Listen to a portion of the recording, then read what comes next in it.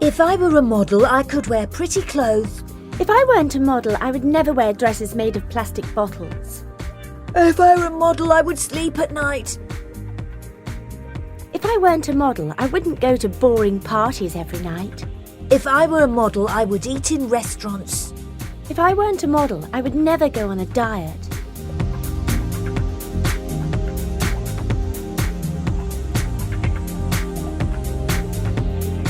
If I worked in an office, I'd have air conditioning.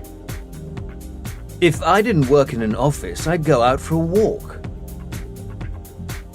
If I worked in an office, I'd wear a suit and tie. If I didn't work in an office, I wouldn't wear a suit. I'd wear a t-shirt all the time.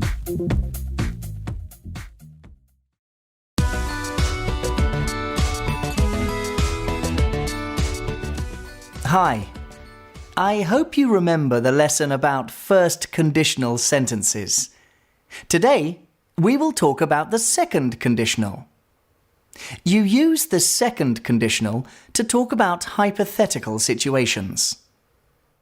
The nurse from the video says, "If I was a model, I would eat in restaurants." But she's not a model and she doesn't eat in restaurants. Of course, it is possible that in the future she may become a model, but it is rather improbable because she's chosen a different career. To make second conditional sentences, use the past simple after if.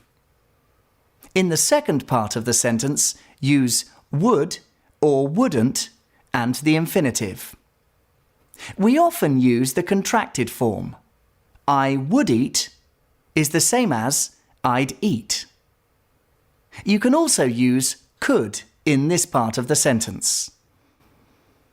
If I was a model, I could wear pretty clothes. As with the first conditional, in the second conditional, you can change the order of the clauses. You can say, if I worked in an office, I'd have air conditioning. Or, I'd have air conditioning if I worked in an office. If the sentence starts with the if clause, put a comma at the end of that clause. After I, he, she, and it, you can use either was or were. I'm sure you remember the song from the musical Fiddler on the Roof. If I were a rich man.